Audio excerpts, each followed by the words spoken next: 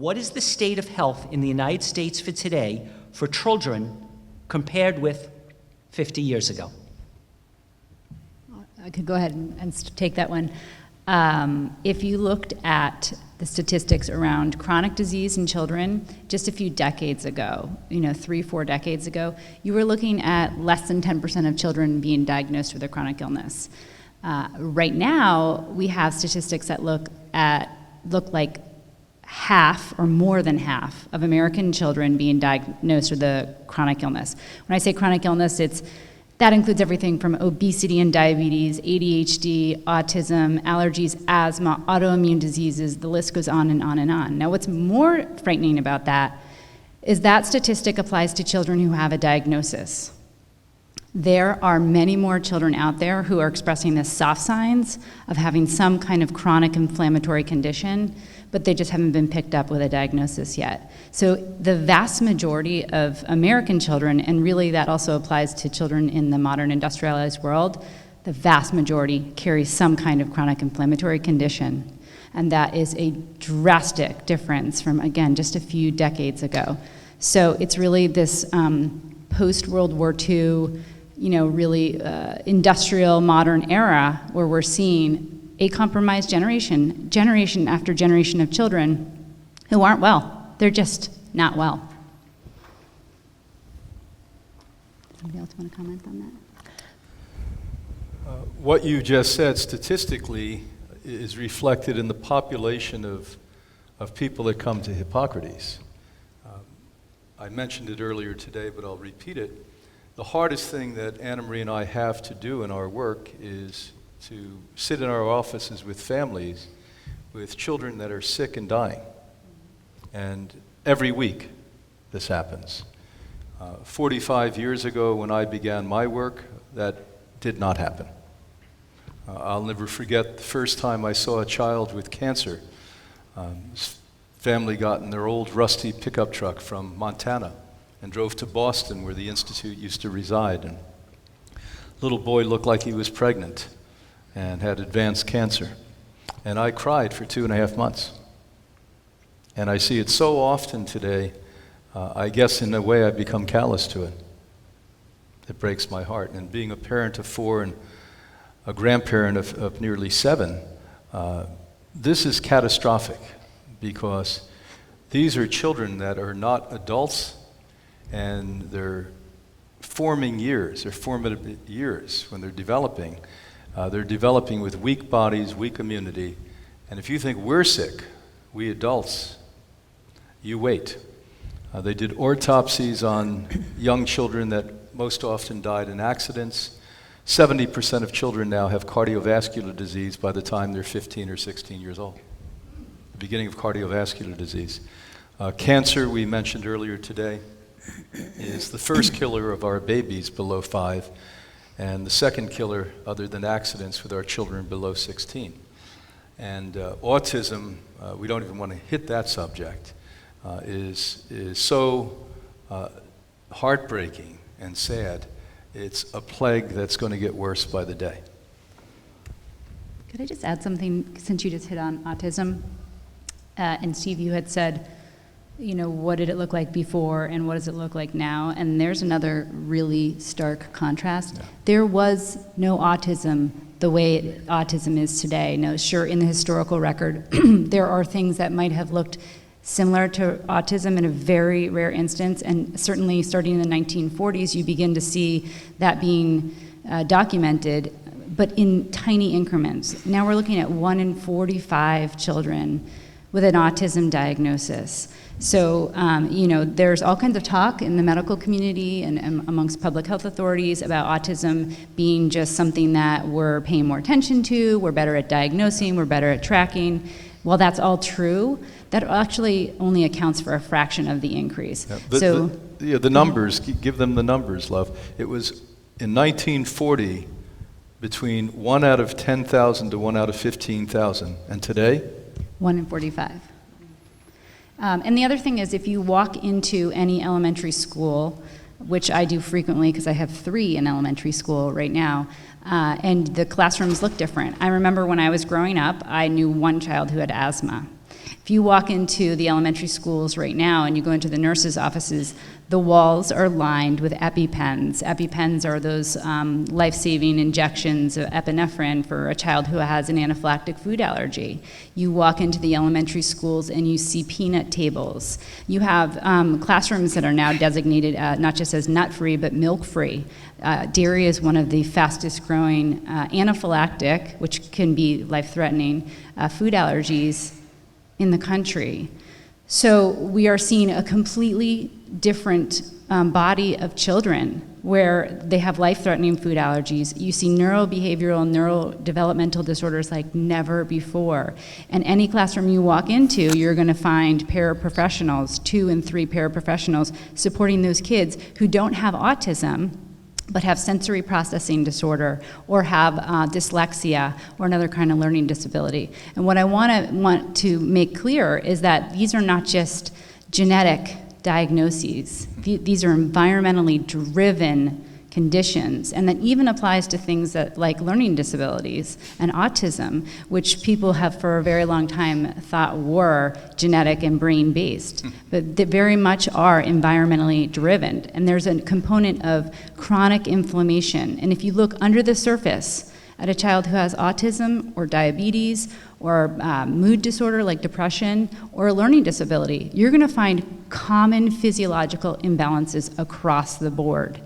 So let me ask you, if there are common physiological imbalances across the board that are just manifesting differently in different children in terms of symptoms, what are we doing in our environment that might be causing those imbalances? What have we done? What have we changed in what we're eating, what we're drinking, what we're thinking, and what we're doing that has made these children so out of balance, so dysregulated, and so sick? So let's be specific for a moment. Beth, in your book, I just noticed the statistic that among African American children, you mentioned that asthma was at 17%. In terms of asthma and allergies and the other non-autism diseases, do you want to compare, and did you have offhand the rates now compared to in the past? Sure. I mean, you look at something like asthma, it affects 1 in 8 children. In African American communities, it can be as high as 1 in 4. In many urban communities, it can be as high as 1 in 4. And that was something that has grown by hundreds of percents over the last few decades, like 400%. You have anaphylactic allergies, where you have 1 in 17 children with an anaphylactic allergy. 1 in 3 children have some kind of atopic disease, meaning an allergic disease, eczema, asthma, allergies. 1 in 3 children. I mean, that's pretty much everyone. There's not that many kids who don't have allergies. So much that when I bring my kids for their annual visit with a pediatrician, the nurse comes in, and if the nurse doesn't know us, she says, "Do your children have allergies?" And I say, "No." She looks at me like, No, really. What allergies do your children have? Because it's so rare for children not to have some kind of allergy now. It's mood disorders. You have children that are getting labeled with depression. Children are supposed to be happy. I mean, I understand the conditions of children who have really tough social circumstances that might precipitate something like a mood disorder like depression. But we're talking about children who have every advantage in the world and have severe anxiety or severe depression, things like pandas. I mean, Steve, you asked about statistics and how they've changed. One of the other things that's happening is you're seeing disorders that didn't exist before, autism being one. There's this other kind of set of diagnoses that are autoimmune, pandas or PANS, which are related with anxiety, OCD type behaviors. Those are very, very common in children. Sensory processing disorders are another one. Children who cannot tolerate certain textures or feelings, they cannot tolerate sounds or sights. They have inability to control their body effectively and move through space effectively. Those kinds of things didn't really exist. And again, yes, we are so much better at diagnosing things, but we're talking about the difference between the symptoms didn't exist, even without a name, and now all these symptoms exist. So that is, just a few of the areas where we're seeing, all of the epidemiological studies look like this now, hockey sticks, where they didn't exist before and now they look like this. It's a privilege to feed a child. It's a gift to have a child. It's a privilege to feed a child. And, USDA came out with the statistics saying that only 2% of kids get good food or get their veggies and fruits, and their veggies would be things like French fry and potato chips. So, we've brought up a whole new generation on foods that we're in the 60s. So our generation did not see and were not bombarded with food that are non-food. They're really processed non-food. And their poor bodies are reacting, and we're setting them up for asthma, we're setting them up for obesity and cardiovascular system. And 1 in 3 of little kids, 2-year-old, are obese. And, we always call our kids and grandkids chunky monkeys, but it's a whole other story when you raise a child vegan and you nurse. Your children are robust. They're solid and they're really, really healthy because they get everything in that mother's milk. A cow's milk for sure will never give my baby what my baby needs. So everything really starts from the beginning. We're serving formula to children that doesn't have anything of what mother's milk has. So we're starting them off with trash. And I think that we need to create a totally different system where we educate young women and men. This is what it is. This is the gift and this is the privilege that you were given. And to me, anybody who feeds anybody, I think any restaurant, I think any place, any little cafe has that privilege and should be ashamed by not serving good food. And schools should really be ashamed. We just had a group of 35 teachers come to the Institute, and they totally agreed. They totally agreed. The food is terrible. And that's what you're learning in school. So what else are you going to eat when you get out of school? So, it's that privilege that we need to take back and realize, how can I garden things? How can I sprout things at home?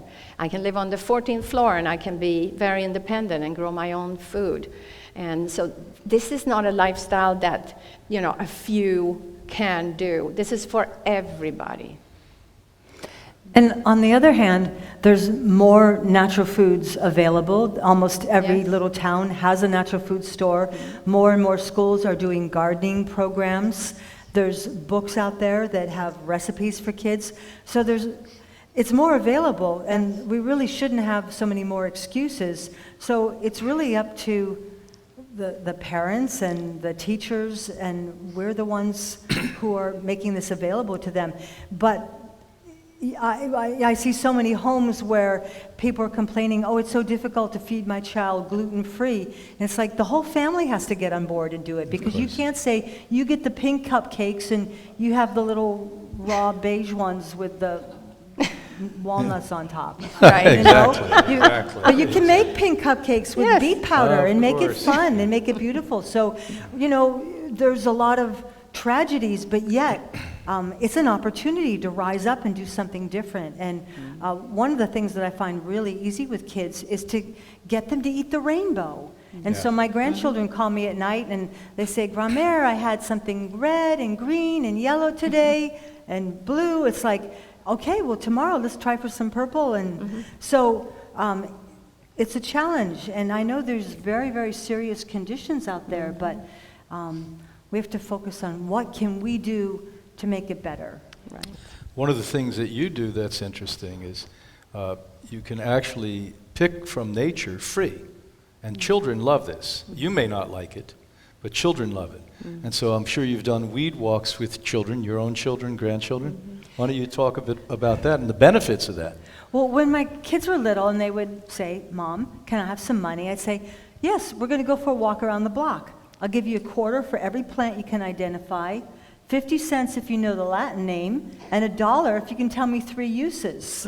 And we wouldn't walk the same block. It's like, oh no, like tonight we're walking over on Pine Street, we're not going on the same walk, And so, I always felt like, what would you do if there was an earthquake or a hurricane or something? Would you be one of these people who did not know what to do? And I think the sooner we, bring our children into the kitchens with us so that they're helping us.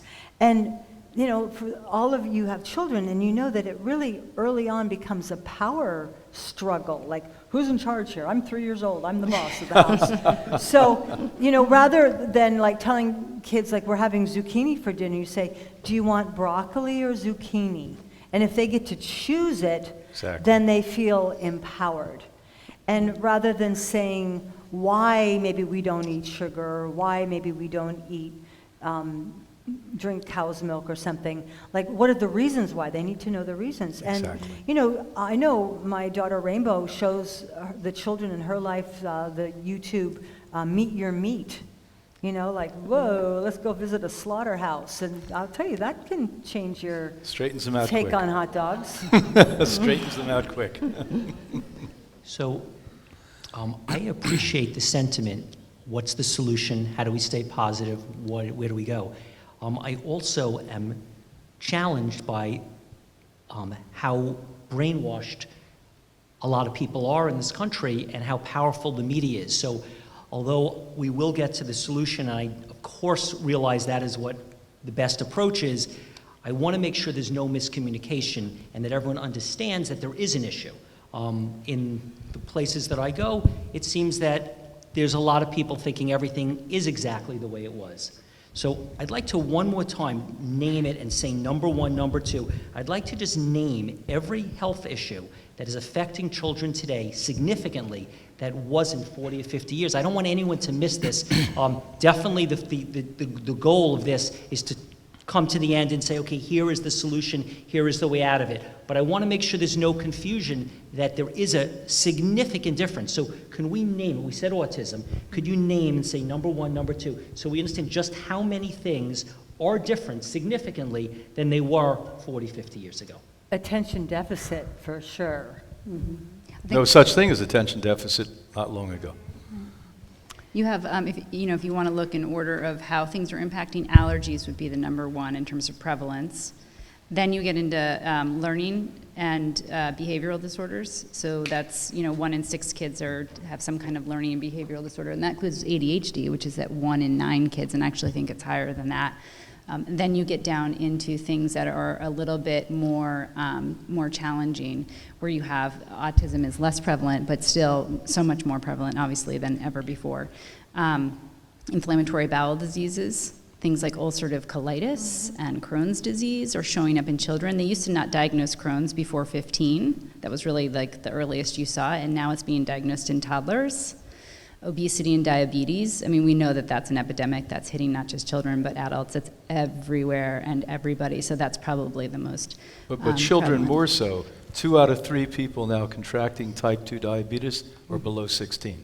Yeah, and that's a perfect example of a condition that didn't used to impact children. You didn't see children with type 2 diabetes. When I was studying, they used to call it adult onset diabetes. That's right. And eczema, huge, often goes along with respiratory disorders too, the two often. One of the things I wanted to mention about all these conditions we're listing here is that when a parent typically goes to see their physician, and this is well-meaning, very well-educated physicians, what the physicians were taught, or there was sort of a mindset or a conceptualization of health that was what they learned when they were in medical school, which is that there's a gene-based reason here, that this is genetic, that that's something called genetic determinism, where what the condition of your health is dependent on your parents, your grandparents. And while there is a component of that's true, absolutely, genetics are of course important, and now we're learning more about epigenetics and how much the environment impacts our genes and how that's transferred down through generations. But you do not have epidemics of genetic disorders. So when a parent gets a diagnosis with their child has autism or their child has allergies, immediately they start thinking, well, that's strange because it's not in my family. You know, and when a parent looks for answers about their child who has Hashimoto's or another autoimmune disorder, you know, the parent will say, I don't understand, it's not in my family. Nobody in my family has Hashimoto's or Graves' disease or any of these other kinds of new diagnoses. So that's one of the things that we need to get rid of, and that's actually one of the ways, you're talking about solutions, that's one of the ways we get to the solution is to break the chains of genetic determinism and start understanding that environment matters, choices matter, lifestyle matter, and that actually is really empowering because you can make choices all day long that are good or bad for your child's health. Your child can learn to make good choices for their health or bad choices for their health, and that is doable. Addressing a genetic issue, that's less you can do. So I feel very optimistic about the fact that once people are aware that these are lifestyle and choices related, there's so much we can do. Well, yeah, one of the most frightening things that we see on an ongoing basis, if we go back and visit when I was a young teen, young ladies at that point contracted menstruation at 15, 16 years old. Today, I don't know how many of the listeners in the room and around the world know that it's common that 9 and 10-year-old young ladies create menstruation. We also had, in my mom's generation, the common age for menopause was 55. It's dropped a decade, it's now 45. And this is in part the same cause for the diseases we're discussing. The heavy metals, the chemicals, the hormones in the foods. And we are actually morphing, mutating, and disturbing the natural biological rhythm of the human body. Young boys with testicle cancer, skyrocketing. When you start to see the studies, Harvard Medical School put a study out and said, I report this in my book, Sweet Disease, that when young ladies eat large amounts of sugars in their formative years, 14, 15, 16, that by the time they reach 35 or 40, they contract breast cancer at a 4 to 5 time higher rate. Now that's called epigenetics. And there's, as we just articulated wisely, very few things that are genetic. Almost everything we're discussing here, almost 100% of what we're discussing, were caused by choices. And sadly, with the child, they're not making the choice. The addicted and disturbed parent is making the choice. Years ago, I heard one of my favorite actors, Downey Jr., being interviewed, and it was a very poignant interview. The person who was asking questions really hit it on the head and said, well, you've been an addict from the time you were a young boy. How long ago did you take your first drug? And he said, when I was 5 years old, my father gave it to me. So these are helpless little creatures that we're actually saying it's okay to eat fast foods and take soda and to take sugar and to do these horribly bad things that literally are going to destroy the health and the lives of these people. And by the way, you, as a humanity, is going to be destroyed. If we're as sick as we are today, that it's not economically or morally sustainable, what is it going to be like with these children, with these shockingly outrageous levels of disease? New diseases that didn't even exist, these children are enduring at this point. So there's electromagnetic field disturbances. Every child has a machine. Since they're 1 year old, they're an expert in playing games, and they're constantly in it. We have Wi-Fi in the house. We have maybe smart meters. We just caught the guy wanting to put a smart meter on our house, and that was the end of that. We told him, you want to talk to our lawyer? Because you have the right of saying no to smart meters. Smart meter goes through your whole house many, many times every minute. And, there's so many things and you're talking little bodies that they're bombarded with, and, they have no protection. Dr. Herbal, a Swedish doctor, did a study, because in Sweden and Europe we used cell phones long before America started. So you saw kids about 30 years ago with a cell phone, about 3 years old, going over to some friend and just so parents could call. Well, so we have huge studies about brain cancer and how holding the phone to your ear is tremendously, it's a catastrophe. And so anybody that has children with cell phone, first of all, you should have a EMF protection on it, but make sure that they learn from early age that the only way they can talk on it is on the speakerphone. But it doubled the risk of malignant cancer and brain cancer. And of course it goes after the thyroid, and now we see thyroid problem, it's exploding. And not only is it Chernobyl, Fukushima, it's what we're doing every day and what we are allowing our kids to do too. And you know, we have 4 kids. It was a big part of their life, and you had to limit the time that they could use these machines. Right here in this conference, Dr. Dever Davis, Dr. Hardell is the world's authority. He's an oncologist. Dr. Dever Davis, an extraordinary scientist, will be speaking here to you about it. And maybe she'll show and share pictures she has with us in the past. She's not going to be speaking. She had to cancel. Oh, okay. Oh. I just had a 20-year-old tell me something very disturbing, that in high school it's considered cool to have a problem. And the problem is having an eating disorder, cutting, have an addiction, and be struggling with your sexual identity as if you're supposed to have decided these things by the time you're 12 years old.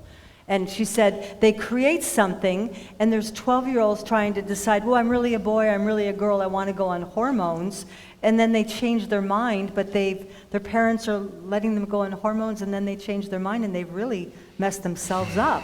So that's a whole other ballgame that we weren't dealing with 20 years ago. Or have out-of-control parents. These people are obviously mentally disturbed in some ways to allow this to happen, to actually encourage it. What I would say is that it's our culture. Yeah. This is what happens to people when they live in this fast-paced, quick, cheap, easy culture. We've created this since post-World War II, this industrial era, where we have all of our goals are the acquisition of stuff and things, and there's always new products coming out, and there's no regulation or testing to see these new products, and that applies to technologies, but that also applies to food and genetically modified organisms and pesticides, herbicides. What are there, 80,000 chemicals out there that have never been tested for their safety that we have in and around us constantly in our personal care products and the things in our home? This is really part of our culture. So to say to a parent,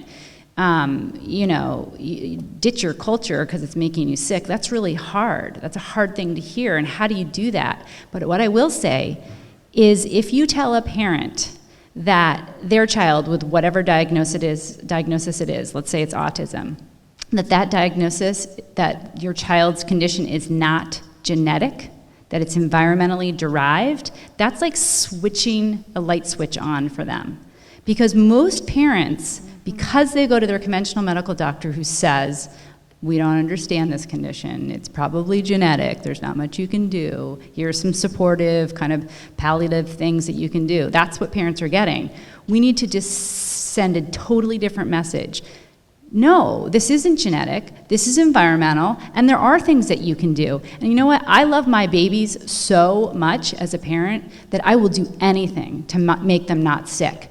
But if somebody tells me there's nothing you can do, you don't do anything. So what we need to do, our responsibility is to get the word out that you can do something about this, that we need to make different choices. And when we make different choices, it protects our children's health and it protects our health. We see child after child after child, when the parents have this education and understanding, reverse the diseases we're now talking about. If these were genetic problems, you can't reverse them. Okay, so what my thought was originally is I wanted to build a case about the statistics of children today and also the statistics about adults today, and talk about issues with our food and our chemicals, but I'd like to go out of order and skip all the way to the end and then come back. And I'd like to ask a different question, because although a lot of this seems very, very dreary and difficult to listen to and negative, there's actually something very interesting. What Brian and Anna Marie and Brigitte have said is you could opt out of this, not a little bit. They're not saying there's a way to slightly reduce your chances of type 2 diabetes. They're saying there's a way to opt out. They're saying there is a way to completely be on a different path. Not like, reduce your chances a little. They're saying there's a way you can have nothing to do with this whole disease thing. Completely be in a different situation for you and your family, which is something you hear nowhere. No one tells you. Everyone says that this is a tough situation and it's tough. They're saying that's not the case at all. They've had experience where you can completely be on a different track and have nothing to do with obesity, with type 2 diabetes, with heart disease, and with almost all other health issues. So maybe you could explain what for the last 40 years all of you have done that allows a person who is interested in opting out completely, what would it take? What can they do to have nothing to do with any of these health issues? What is the program? What's the plan? What should they be eating tomorrow for breakfast? How does someone say, I want nothing to do with this, I've heard enough, tell me the solution? So let's say I go to the supermarket and I skip all the aisles except the fresh, okay? So now I choose things from the fresh. And I choose as many leafy greens as I can to make a beautiful salad. I have maybe avocados. I get some organic seeds or some organic nuts. And I start that way. And that could be maybe not the breakfast. Maybe that will be my lunch. So what if I have just some organic fresh fruit for breakfast now? And that's it. I don't combine it with my grains, my cereals. I don't combine it with anything, but I just eat a fresh fruit. And I make a big jug of a lemon that I squeeze in, and you can buy some sweetener called stevia, which is in the licorice family and is not a sugar that anybody, even with cancer, diabetes, everybody can have it. So I can squeeze that, put some stevia in, and maybe some cayenne to make me warm, especially if you live up north. And I start that morning like that. And so go for the fresh. Start buying more fresh. Skip the other aisles, because there's nothing really good there, and especially the chemicals when it comes to household products.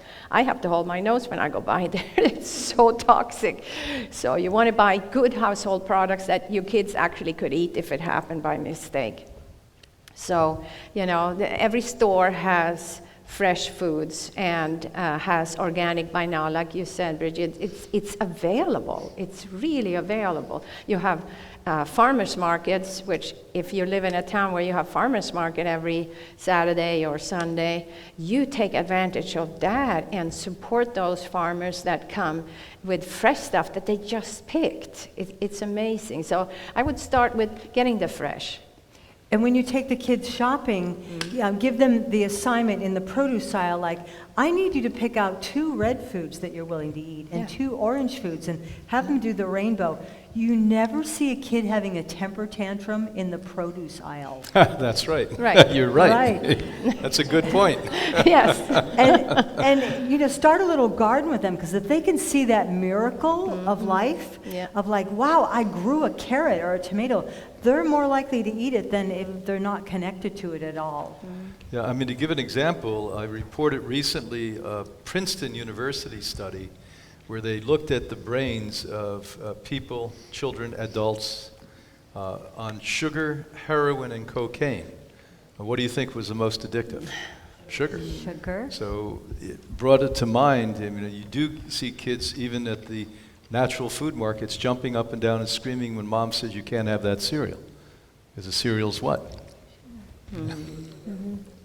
Illegal drugs for kids. It is illegal drugs. Yes. It really is. The thing about this chronic illness epidemic is that if you really want to unpack it, there's probably 100,000 variables in our daily life that are contributing and making us and our kids sick. Right. So for somebody who's coming to this concept new, it's like a deer in headlights, like, you want me to change what? And like, your question, what's for breakfast, is probably the best question ever, because it's like, I got to put one foot in front of the other, and what do I do tomorrow now that I've learned all this doom and gloom, and this is awful. But the way I simplify it, because I think about all the things that I've changed in my life since I've had this awakening, because I haven't always been this way. This was an education for me to learn how to live in a healthful way. And you can understand 100,000 things that are threats to your life: EMFs, GMOs, antibiotics, toxic factory food. I mean, I could go on for anyone on this panel could sit here and give you a book or 10 books on all the things that are toxic to you. But how do you start? And I'll tell you a great word that I love that is the title of a book written by a man named Jeff Leach, who founded the American Gut Project, which looks at the microbiome and how that impacts the human health. In other words, all the microbes that live in and around your body and how that impacts your health. He just published a book not too long ago called Rewild. Rewild. And the reason why I love that is because in one word it says what you need to do to live optimally and most healthfully, which is to try and reintegrate yourself, your life, your family into the wilderness, natural, everything that human beings have grown for thousands of years to adapt to. We have lived in a synthetic world for this much time, a very short period of time in the span of human history. So when you take that word rewild, that means to think about all the ways that you could live naturally, get natural sunlight instead of artificial light, eat natural fresh foods instead of processed packaged foods, have your feet touch the earth, dig in the soil. I mean, these are all things that are somebody who was an animal or lived in the wilderness would do. So if you just put that as your mind frame, I am going to rewild. And that means basically kick to the curb all the synthetic and all the toxic things that are new to the human experience. And this way you can save a lot of time cleaning your kids up all the time. Yeah.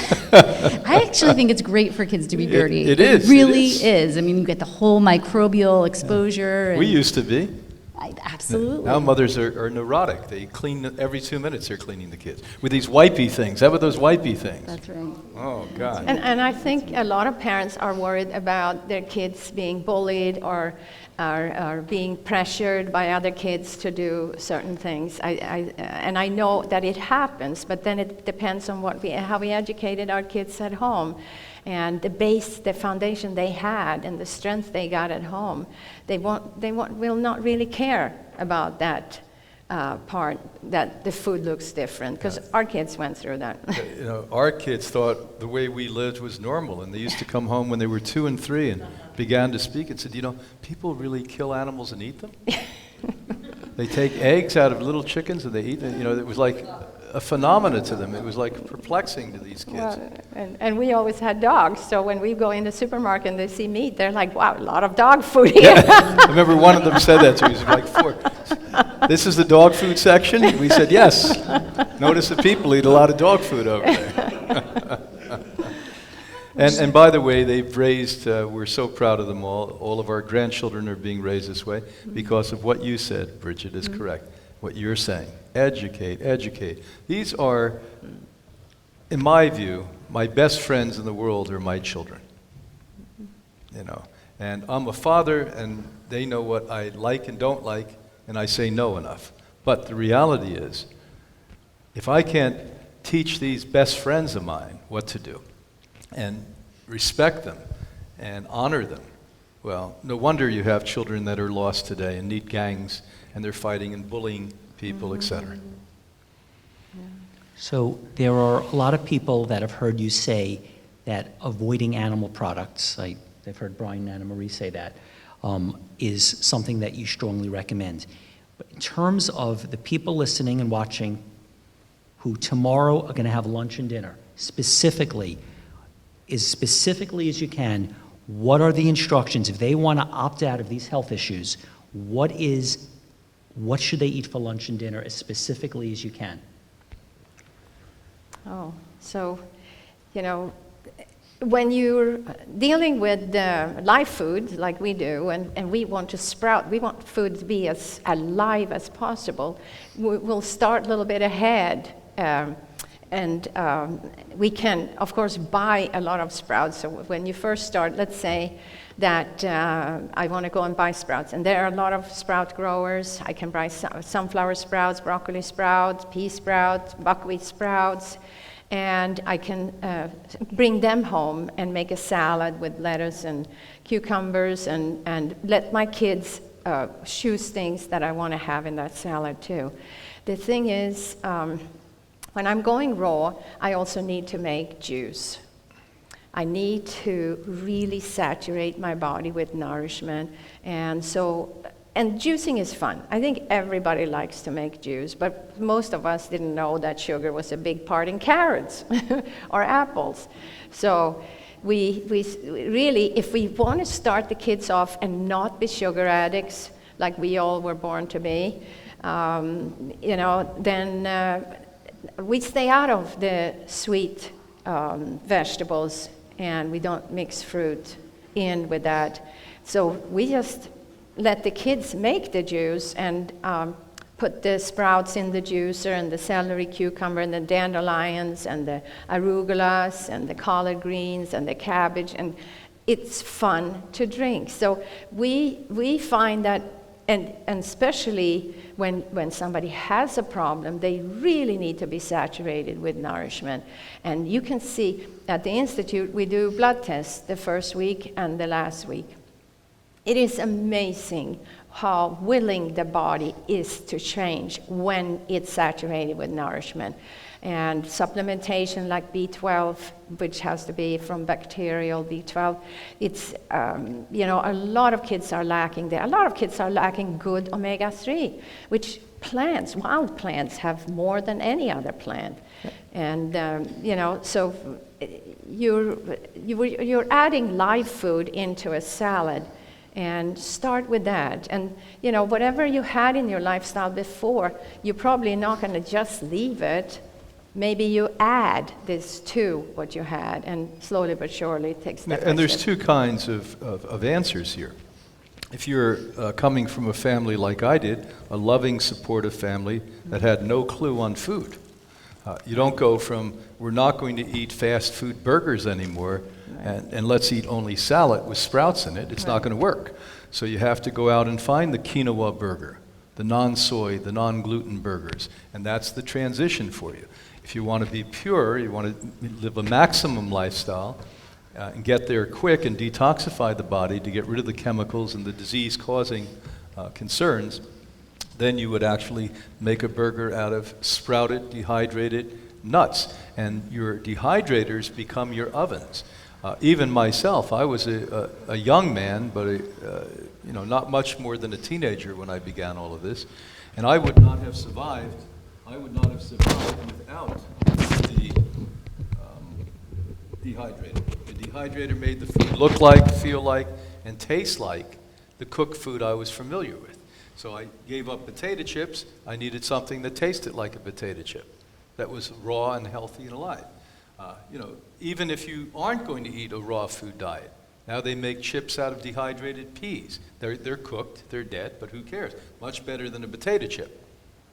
Or kale chips in the dehydrator are Yes. wonderful. Mm-hmm. And sprouting is a wonderful chore that the kids can take charge of. Mm-hmm. One of my favorites is sprouting sunflower seeds in the tray. And I see kids who don't usually like vegetables that much will spray them with a water bottle and cut them with a pair of scissors and eat every one. They'll both stand on a step stool. And the other thing is, rather than just saying, well, this is how we do it, we want to be healthy, I think if you let kids know this is going to give you more beauty, more intelligence, better grades, better athletic ability, you kind of have to sell it to them that there's a reason for all of it.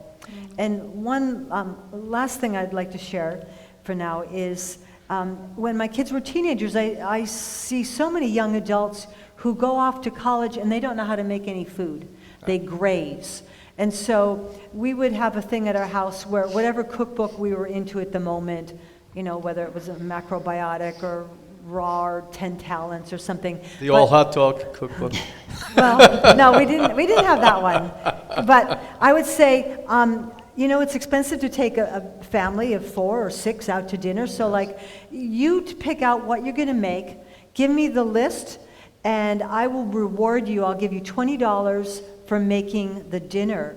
And they would really, you know, one at a time, knock themselves out to really make something gourmet. And the kudos they would get, like, this is wonderful, this is so great. And both of them have grown up to be, you know, really wonderful in food preparation. And one has even written her own cookbook. So, Wow.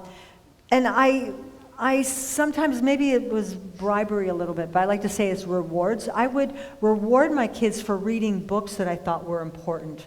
Like, you know, I really think if you read this, or if you take this class, I'll give you $5 so they could earn some money, and yet you're going to have to give them money anyway. So I felt at least I can have Exactly some right. influence to get them to imprint on things and put that on their hard drive. So. Good ideas. Yeah, and most kids spend 4 to 5 hours a day in front of either TV or computer. Not 45 hours. But 4 it to seems like. 5, yeah. Yeah, and you know, inactivity is a big part of obesity, asthma, cardiovascular system problem, you name it. And you know, it's, as a parent, we kind of have to shut those things off and say, okay, we're going out, we're going to go for a bicycle tour. And kids love it. They just are waiting for us to take that part and get them going. And, you know, having kids that are now, you know, going through, been through high school, college, and, you know, it is a lot of things that are on the computer, which our older kids didn't have to deal with until they came to college. Now everything is computer through the whole time. So they are like brainwashed that this is what we do. All the homework is done. I have to sit in front of a computer, and when I get home, I have 4 hours studies, and that's in front of a computer. So, and then I want to have fun. Then I want to see TV shows. So there's no time for exercise. I tell my kids, yes, you can watch The Little Mermaid for the 150th time, but you're gonna watch it in French. Yes. Or Spanish. And you're going to knit or crochet, because at Waldorf school, you know, they teach you have to knit. So Practical thing. yeah, it's like, you know. Yeah. Well, you must have to pay them a lot to watch The Little Mermaid in French. Probably cute, though. Yeah. You already know the words, so. Ooh la la. Yeah, exactly. So if someone was trying to sum this up, would it be accurate to say, and again, I'm speaking more with what Brian and Anna Marie's philosophy is, I'm not as familiar with Beth and Brigitte on the food, but would it be accurate, Brian and Anna Marie, to say that you're saying twice a day juice? Juicing means 2 ounces of wheatgrass and a 16-ounce glass of celery and sunflower sprout juice. So twice a day you do that, and then twice a day, once at lunch and once at dinner, you have a salad. And the salad has green vegetables and has unlimited sprouts. And a sprout is just a fancy word for saying any seed that's 2 or 3 days old. So that means broccoli broccoli, onions, garlic, cress, dill, you know, any herb, any vegetable has a seed, and when the seed is 3 days old, that's a sprout. And you're saying take these sprouts along with beans and grains and sprout them for 2 or 3 days. Put all these sprouts and green vegetables in a big salad, and twice a day, once for lunch, once for dinner, you have that, and twice a day, once in the morning and once in the afternoon, you have your wheatgrass juice and your green juices. And this low sugar, low fruit, High all nutrient. raw diet, this is what you have done for 40 years that has caused people to be able to have a completely different result. Is that accurate, or would you add This to is it? what Anna Marie and I have done for 45 years with, in my case, 260,000 people at the Institute, as well as in Europe when I ran centers. And this is what the Institute has done since 1956. And I will once again repeat, I've never seen any organization have 60 years of clinical research on lifestyle. And so we don't think this works, we know it works, we know how it works. Now we have the scientific community rallying around these type of ideas and giving us data and empirical evidence that we didn't have ourselves. We have study after study that show that you could sustain and thrive on these foods. I can't think of sustaining and thriving only on vegetables that were grown 2 or 6 weeks ago in California that I'm buying. You can't do that. I can't see you sustaining on fruit that's picked on ripe and usually is acid and actually robs the body of nutrients and has, because of the hybridization over centuries, shocking amounts of sugar in it.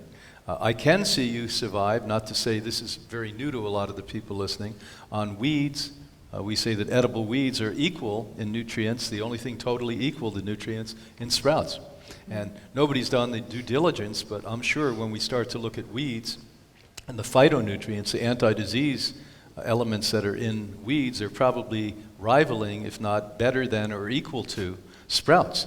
And so if everything shut off today and there was never another food in a supermarket, I could absolutely tell you we'd thrive eating off the land. And I'm glad this man talks about going back to the wild again. It's a little obscure for most of us to do that, but on the other hand, it really makes good sense. It's a good, poignant way to tell people what we're missing. So, our guests, for example, that comes to the Institute are put on a 100% raw diet, and we tailor the program. So there are people that needs to be 80-20. They will have steamed vegetables and baked sweet potatoes and squash and sometimes beans and grains. And, we just talked to a young girl, though, that has cancer before we left the Institute. And, we're going 100% raw. And she's totally aware. She's smarter than smart. And but food is food, and so we promised we're going to make pizza, but we make a raw pizza. It's in the dehydrator. We make hummus. It's raw. We make guacamole. We make chia pudding, and her face light up like, okay, I can do this. Give me pizza any day. So there's a time for being stricter, like 100%. And I think all of us know when that time is in, and we will accept that. And then there's a time where 80-20, most things in our life works 80-20. That's the balance, usually. And so if 80% of my diet is raw, and that means the juices, that means the wheatgrass and my green drinks, that means my big sprout salads and anything alive I can find that's wild. And it means that some of my vegan choices of beans or grains and vegetables and root vegetables especially can be steamed or baked.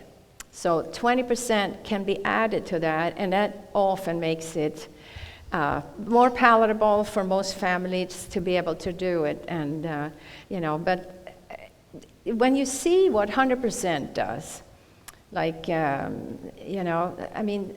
we deal with people all the time. Of course, a lot of people have very, very serious diseases and pain. And like one man we just had here for 3 weeks, he couldn't eat when he came. He was in so much pain. He was so nauseous, and cancer has spread. And because of all the morphine he was on, his head could not function. He felt like, I don't have a brain. After 3 weeks, pain was so much less that he could eat, had no more nausea, and he said, I got my brain back. And that's live food for just 3 weeks. So, he had a new life. His wife and him left in the feeling of, we're starting a new life. They were both physicians. Yes. And, we got life back. So it takes, that food comes in with frequency. Our body works on 75 hertz, that's ultimate. Our brain, 75, 85, so our organs are on different hertz. And it's amazing to see how you actually can move our frequency. And stress and foods and disease and medication, of course, is a big part of suppressing that. But then when I get live food in, I move it out. I move my frequency and my energy, and I feel it. I feel that. And that's what we hear from our students all the time, like, I have energy, And so that's the new lease. That's the new lease. And any child feels that faster than an Much adult faster. because they regenerate so much faster. The stem cell they make so much faster. That's the beauty of working with children. And I wish every child had a chance to go on live food. And you make it fun. You know, you make it so that it's palatable for them. But the ones that we have worked with, and we've worked with a lot of kids with autism, the first week, you have to barter with them. It is not the food that they're, because they're like so much more of sugar and high-fat products. You can tell why they have autism. You can see the patterns. Yeah, but it changes, and week after week it changes, especially as, of course, parents are there and they're taking part of that. So We have to retrain the mom and dad more yeah, than the kids. that's usually that's usually the deal. You know, we have our own addictions, and we put them on our kids because we want them to be like ourselves. Yeah. There was one word that you mentioned, which I really liked, Anna Maria, which is tailored. Yes. And while I agree that there are fundamentals across the board that should be applied. Food should be organic. It should be as fresh as possible. It should be, as natural and as close to the earth as you can get. Yeah. But I do think that, when there's different conditions, sometimes, and different people, we need to take all that into consideration. And bio-individuality is kind of the buzzword for the 21st century, which is, let's take into consideration what this person's microbiome looks like. They may be preferring these foods because it's not them making the choices, it's actually the microbes in their gastrointestinal tract releasing chemicals which are telling the brain to choose this food. It might be mitochondrial dysfunction, which is having them preferentially choose carbohydrates over something else. People have, genes do matter. I mean, there's this whole science of nutrigenomics where, you have a certain propensity to handle and deal with certain types of foods and certain types of chemicals and biochemical interactions in your environment because of your genetic code. So all those things play into bio-individuality. So I think that should be taken into consideration. For instance, kids who have intractable seizures do better on a ketogenic diet for a period of time until they can stabilize, as an example of one type of specific situation. And also differentiating between people who are really sick might need might need to adhere to some rigorous requirements for diet, more so than somebody who's just trying to improve their health and feel better. I think there's, the 80-20 thing, you want to do 100% if you're really, really sick. It's really important to do that. But then, the 80-20 approach is more doable if you have a certain level of health. So again, bio-individuality, I think, is key. There's a really great resource out there. It's called the Institute for Bio-Individual Nutrition, which is run by a woman named Julie Matthews, and she specializes in treating children with chronic inflammatory conditions, particularly autism, ADHD, but looking at them as bio-individuals. And there's tons of resources out there. There's integrative and holistic dietitians, health coaches, institutes like your institute that provide education, because I think the scariest thing for people is, what do I eat tomorrow? What do I do? So I think it's okay to seek help, but look for those that have a more integrative and holistic approach rather than a dietitian that was sort of trained with the, what do they call that? The plate or the Meat and FDA potato. guidelines, right? Right. And kids are so sensitive about being different Yes. than the others.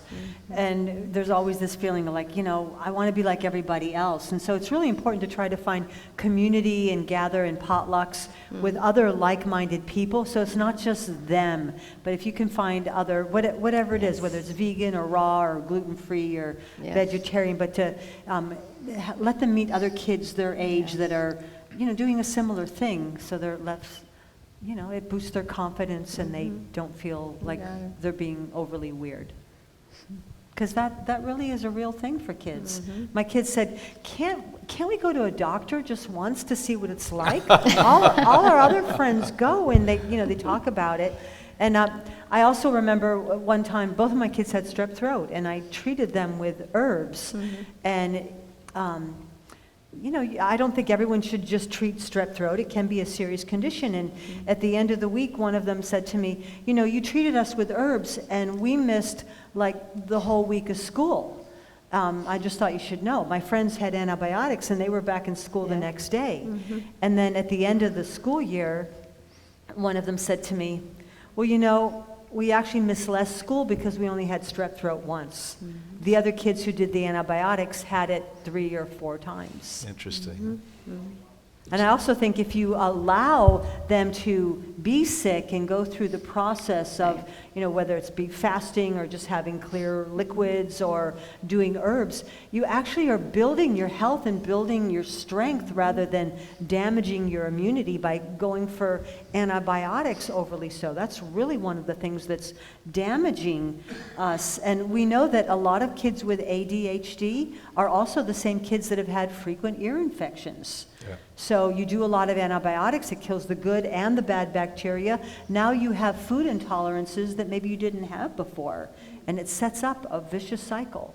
Matter of fact, the French did remarkable work and showed that chronic ear infections are part of what we call the autistic spectrum, which ADD is part of, dyslexia is part of.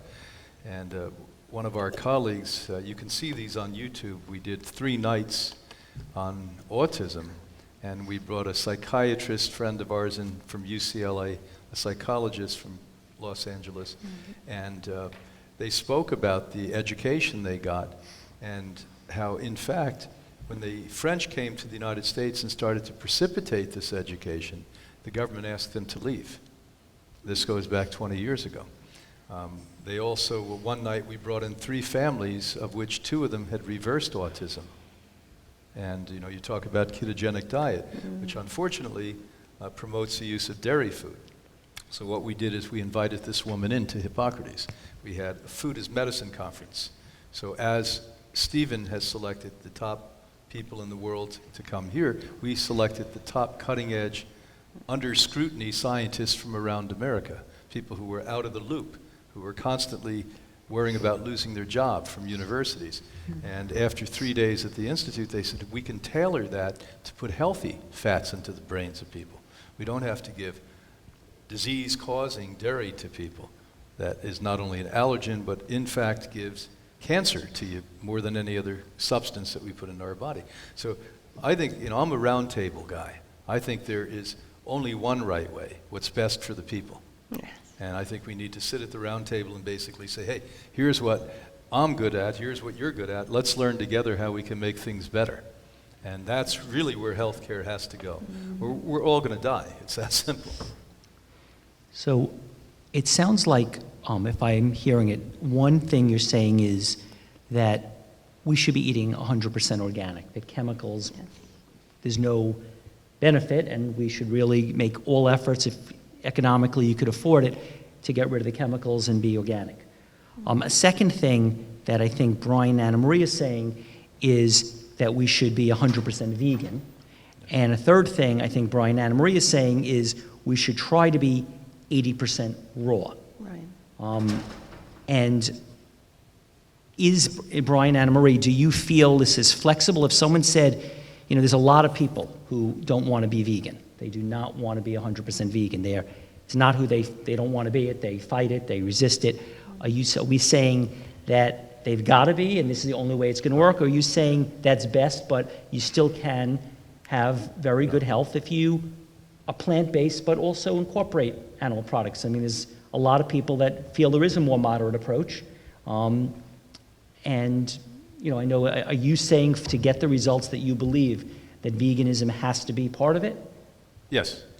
I'm saying that if you're not a plant-based eater, that you will not get the maximum results, that you will be a contributor to the degradation of the planet Earth, that we have overwhelming data, unlike the other side who is still being moderate and having tea parties and having discussions around nothingness. So yes, we're saying that everyone has to be 100% vegan. Now there's variation within that, and that's what I just talked about. I know I would not have been ready to eat 80% raw food when I gave up meat and dairy. No way would I have done that. I wouldn't be here today if I had to do that. So I had to eat almost 100% cooked food at that point. And it had to look like a hamburger and taste like a whatever it would be. And then slowly, as you let yourself open. It's sort of like a flower that sort of opens and opens and opens. You accept more, and you start to recognize that these assaults that we call moderate foods are literally dangerous for us, incredibly dangerous for us, and not only us, but the earth we live on. It's about being educated, and one of our guests just told us before I left that she showed a little part of forks over knives. Forks over knives. And she showed it for her teenager, and it was about the chickens. And she said, her daughter said, immediately, I'll never eat meat again. It will never be a part of my life again. So sometimes, but that could be also really a shock. That could be a big trauma also, because we don't put two and two together that the chicken breast that we have in the store is actually an alive chicken that could have lived for 5-6 years, maybe longer. And now it had maybe a few weeks to live. So maybe if we start to educate, that pig could have lived so many years, but now that's just all we let it live, and so that we could eat its meat. And I think education like that, but it depends on where you're at as a parent. So maybe, like you say, maybe I add this fresh foods, fresh fruits, fresh vegetables, organic nuts, raw nuts. By the way, any other nuts that are treated, let's say roasted, they're rancid, and they're actually very, very bad fat for you then.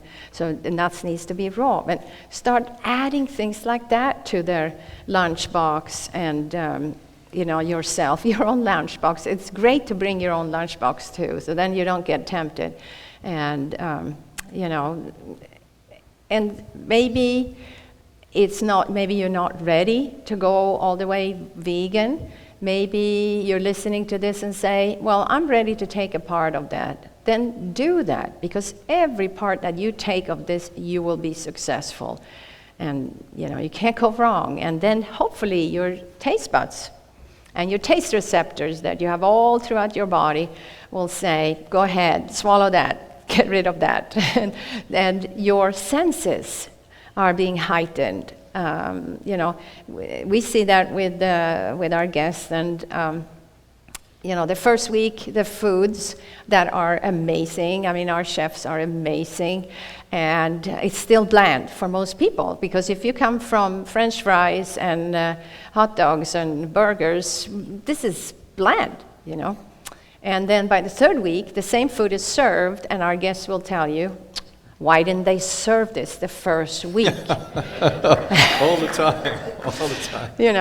So we change, and kids for sure are willing to change if the parents are with it and if it's available. The parents have to be enlightened and Yes. willing. The parents are frightened. The parents are looking for easy ways. Yeah. There's no easy way to save a life. If somebody's in a water drowning, you jump in and you save them. Mm-hmm. And we can't tiptoe around. We're burning and all falling apart at this point. Something else that might help with kids and with a spouse who maybe is not totally on board with what you want to do is if you have the cookbooks, whether they're raw or vegan or whatever, but these are your parameters, and you ask them, could you pick out 10 recipes in here that look good, that you would like? And they might say, well, I like broccoli and I like, macadamia nuts. Right. And that way they feel that they're being included, not just having something put upon them because they said, those ingredients sound good to me, I'm willing to try it. And if they're willing, then you're probably going to have more success than one person just dominating what the choices are for everybody. You really want it to be a communal effort so that everybody feels their wishes are being included too. Good idea. One thing I want to add is that, food is foundational, of course, to health and to healing, but that is not at the exclusion of all the other important things, some of which were mentioned, Right. movement, and Right. making sure that your body is constantly moving, not sitting 24 hours a day, which we do in this country, and getting natural exposure to sunlight and not sitting inside all day, and all the toxins, removing the toxins. So I think to take we don't want to give the impression that diet is the only thing that needs to be done. This is sort of a holistic approach where you look at all the things in your life that can help to support your body. Yeah, and we tend to, when we're not satisfied, when the food didn't give us enough good protein, good carbs, good fats, then we will snack. And that's when the snacks come in, and the snacks are what? Sugar. And then I fill up on sugar, and now it's a vicious circle, because I never get satisfied on sugar. I can eat big ice cream, I can eat whatever I need, and it never feeds you. And just to have that satisfaction where every cell in your body says, okay, I'm fine.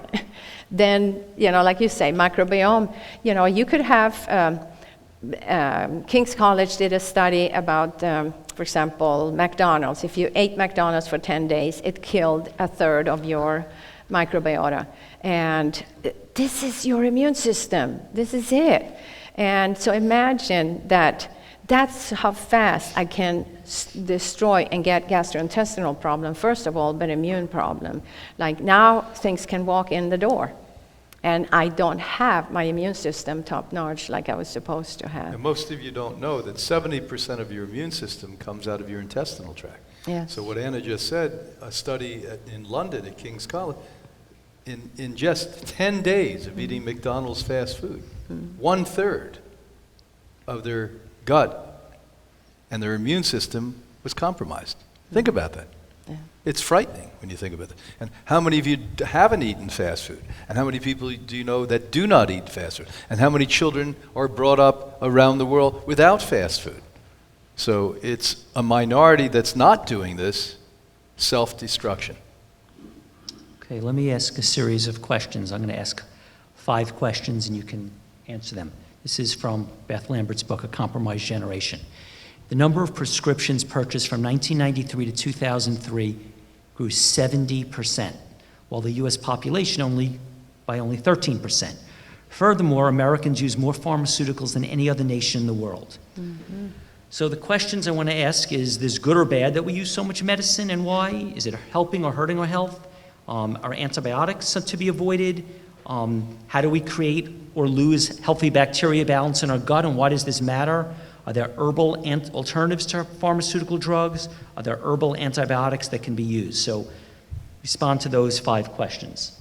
I can't wait to hear the herbal part, because I've moved myself out of the pharmaceutical, not that it was ever really that way, but into the herbal in such an empowering thing to know that there's a whole arsenal of tools that are not coming from the pharmaceutical industry. But to answer or address what you just said there, we are so convinced that pharmaceuticals are the answer. As a culture, and I'll tell you where it started, or I'm convinced this is where it started.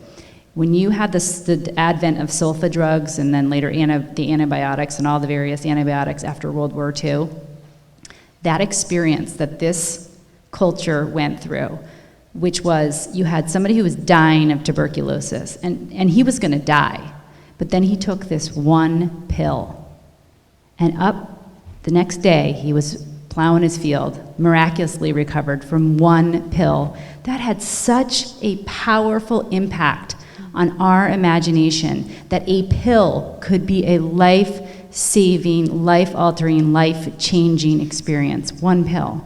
That's what antibiotics did for us. And antibiotics are a very important discovery, and I'm certainly glad we have them, but they are used and abused like nothing I've ever seen before in this country. We prescribe them for everything, and for things they don't even work on, like viral sore throats. Major problem. There's a whole series of pharmaceuticals that are a problem. Antibiotics, in my opinion, are the biggest problem, because taking antibiotics, especially the broad spectrum antibiotics, is like carpet bombing your gastrointestinal tract where your microbes live, and like you addressed, that's your immune system. So when you take an antibiotic, you kind of carpet bomb your immune system. It's like napalming your immune system. But antibiotics are not the only class of drugs that do that. You have drugs like proton pump inhibitors or the H2 antagonists, which are the reflux medications that, by the way, they are prescribing to babies at 2 and 3 weeks old because the babies have reflux. And do you know why the babies have reflux? Because they're sensitive to the foods that are going into the mother and to the breast milk. So the babies are having sort of an allergic kind of reaction. But the doctor says, oh, that's reflux. Here's reflux med. Problem with that is it alters the pH in the gastrointestinal tract, which alters the ecology of the microbes that can live there, which then downstream impacts the immune system and on and on. Hormone and steroid medications, NSAIDs, nonsteroidal anti-inflammatory drugs like ibuprofen and Advil, that class of drugs, birth control pills, and all these other kinds of asthma medications that are in that steroid class, those all impact the microbiome and all can be devastating to your health. So that was my 2 cents on how damaging I think pharmaceuticals are, and this is coming from somebody who used to work in the pharmaceutical industry. I actually did work for a period of time for pharmaceutical companies.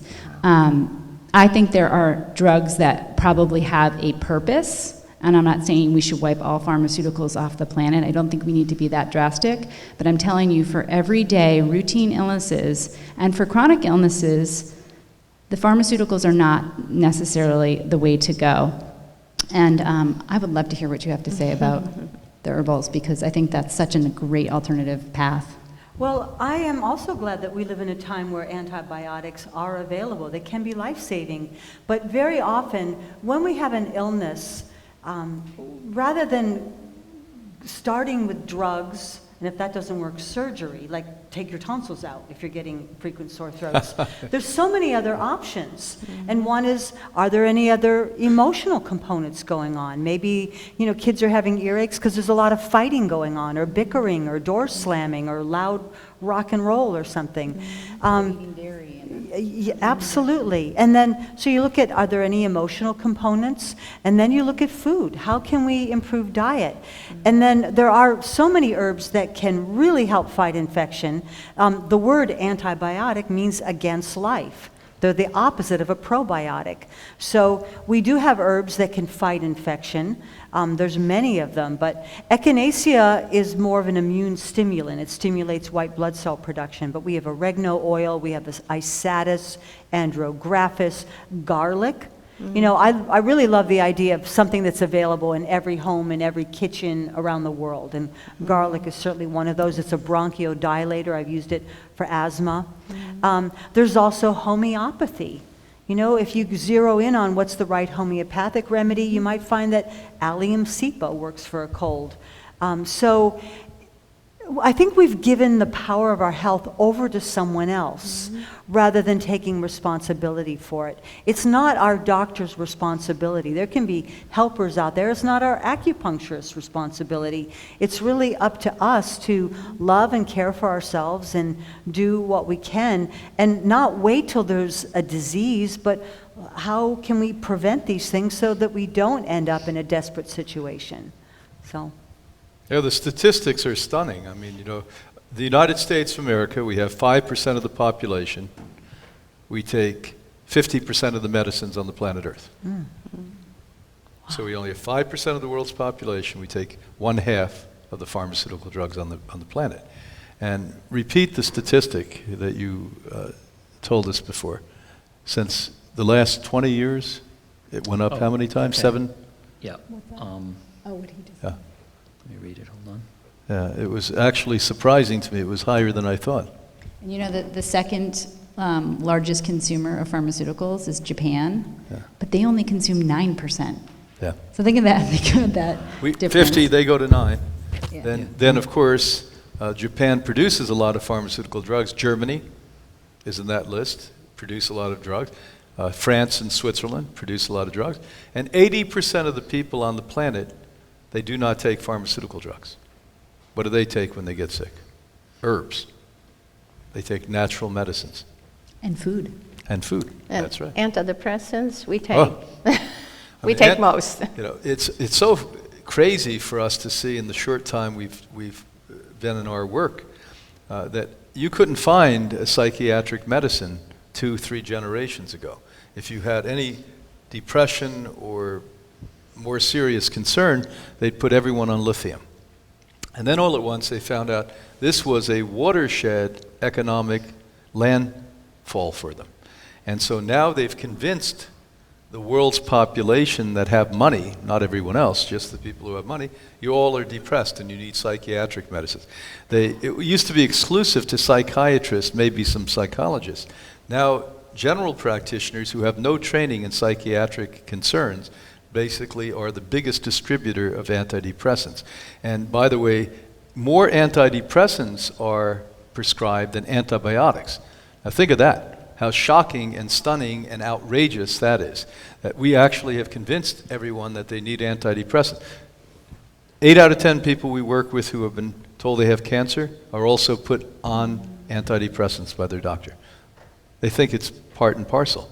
And so this is destroying the health of human beings. It has taken the heart and the soul out of healthcare, the empathy and the compassion out of healthcare. And I think if the doctors had proper training about health. They know little to nothing, the general doctor who went to school for the right reason, wants to help people. They don't know much about health at all. They know about prescription filling. And it's not that easy. You can't just prescribe pills. But the truth of the matter is, I'm not against pills. I think there's a time and a place. It's the overuse, misuse, and prolonged use of these pills. Should we be taking cultured foods in any way for the damage from the antibiotics? Is that part of the solution? Well, I could address that. I mean, probably one of the most beneficial contributions to longevity and health was somebody who wasn't a physician, like you, who did a great contribution, and said, who lives the longest? One says this, another says this, that guy says this. But let's say, who lives the longest? So they went around and they created the 5 blue zones. Now they've added a 6th, but let's talk about the 5 blue zones. And they found out that 4 of these groups, and they're very small groups, they're not countries or provinces or states, but small groups. We have one in America, in Loma Linda, California. 4 of them, on a consistent basis, consume what? Probiotics. Sauerkraut, kimchi, something of this nature. Why? Because it affects the what system? The immune system. So is it a healthy thing? Well, it's part of the Hippocrates diet. We create within 2 to 3 days, we create excellent, living, incredibly bacterial-rich sauerkraut. Anyone can do this. It takes no time. It's easy in your own kitchen. I think the exposure to microbes in general is important, and that's a really easy way to do it. I mean, it's like you talked about doing gardening with your kids. What an awesome way to expose your kids to soil microbes, but then if you take those vegetables and ferment them, it's kind of like getting your more bang for your buck, right? And plus, kids love sour things anyway, pickles and those kinds of things, so those aren't necessarily that hard to incorporate for kids. I think cultured foods are really important, but I think that one of the main reasons we need cultured foods so desperately right now is because of what we've done to our microbiome. I really feel like we have altered the human microbiome so significantly in the last 50 to 75 years that there are some researchers who say if you take one course of antibiotics, you can never restore your microbiome to the way it was. I don't know the science on that. I don't know how that. The microbiome science is coming out just so fast and furiously right now because for so long, we didn't really know much about it, but there's so much research coming out now. I think pretty much everyone has decided that is such an important key to health, is maintaining the microbiome. Cultured foods are one way. Of course, bio-individuality, again, some people really have a hard time with histamine intolerance, so they have to work with somebody who can, histamine intolerance can be a problem with cultured foods. So if that's something that you can't tolerate, I think you work with a practitioner who knows how to help you incorporate those kinds of things and not have problems. I'll jump in to answer the question you just asked. As you said, some of the experts in this are now suggesting that after one antibiotic or one fast food meal, you permanently disturb. It's true. And here's why that's true. Nature is extraordinary and perfect. How many of you know what colostrum is? So colostrum is this wonderfully rich, dark substance that comes out of the mother's breast when the baby's first born and starts to suckle. Do you realize that that's where you get bacteria, prebiotics, probiotics, perfect pre and probiotics for the rest of your life? If you lived well and healthy, as our ancestors did, it wasn't a choice for them, a century or behind that, that literally took care of them, took care of their immune system. MIT did a study 38 years ago, showed that one soda wiped that out. No less than antibiotic. One soda. So we do not have the wisdom and the intelligence and the genius. This is why a growing field for colitis is being spearheaded by very courageous doctors. I spoke about this today in the private session I had here, where they actually take these poor people with colitis and take fecal matter, generally out of healthy children, and implant it into the intestines of these children, and are getting a 70% reversal rate in colitis. And MIT, by the way, sees this as such a promising future in science. They have I jokingly call it the poop bank, where they're doing great research to see which bacteria in which fecal matter is best for which level or type of colitis, diverticulosis, diverticulitis. So it's pretty fragile but incredibly powerful. It's like everything else on this earth. The planet is amazing. It goes around in space, floating out here, and it sustains life, and we're destroying it. And not only is it important what we eat, but how we eat. And the idea of, even if it's a single parent family or two siblings, to sit together and have a moment of silence or a blessing, or somehow centering ourselves and not allowing phones or the TV or the radio to be on, and encouraging good conversation. A lot of times, asking, what was the best part of your day today? What was the rose of your day? What was the thorn? And finding some creative ways to bring out conversation, and let it be something that they look forward to, not be a time where there's judgment or hassling or bossiness going on. But everyone has a chance to talk, so that's really important, a value to keep alive. And a lot of people don't get that. The kids eat, and then mom or dad come home later, but at least one meal a day together as a family, whatever that family looks like. You're right. Absolutely. I'd like to read a couple of excerpts from A Compromised Generation, Beth's book, and get everyone's feedback on it to see if you believe that this is what your thoughts are on it. First one. Changes to American lifestyles over the last century and a half have significantly reduced contact with our natural outdoor habitat. This means we have lower exposure to soil organisms, like particular strains of beneficial lactobacillus bacteria found in soil. The change in the quality of exposure is likely to impact the types of bacteria that colonize our guts, and epidemiological studies examining the protective benefits of rural living, free from chemical pesticide exposure, tend to support this notion. That's the first point. Second point, recent research has highlighted the importance of vitamin D, a vital immune-supporting hormone acquired through sun exposure, and to a lesser extent, diet, health, and wellness. The second point. Third point, birth and infant feeding. In addition to the lack of time spent outdoors, subtle components of modern life may predispose a child to gut dysbiosis, immune dysregulation, and subsequent chronic illness. Some researchers have proposed the idea that now how babies are born may influence their health as a growing concern. There's tremendous controversy over the importance of mode delivery, how babies are born, concerning long-term health outcomes. In 1965, about 5% of births were done through a cesarean section. By 1975, approximately 10% were C-section. And by 2006, the rate had reached over 31%. And final comment, another interesting component of American birth culture that may have implications for infant health and wellness is the widespread use of pitocin, a synthetic oxytocin, the natural labor hormone for labor augmentation in U.S. hospitals. A study published in Obstetrics and Gynecology International in 2009 found the administration of pitocin to laboring mothers actually results in decreased glutathione levels in the newest newborn babies. Okay, so those 4 points, what your thoughts are on those? She's absolutely correct on this. This is very important data and information you're giving.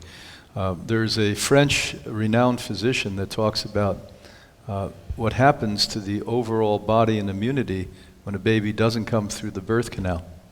And there is, in that last stage, certain bacteria you cannot get any other way. And that in and of itself starts the baby off on the wrong foot, on a weakened platform. When you talk about glutathione, the more we study the human cell, which you're made of, every one of us are made of cells, your bones, your organs, your skin, the largest organ. Mitochondria is in every one of those cells. And mitochondria is not only the energy factory of the cell, it's the brains of the cell.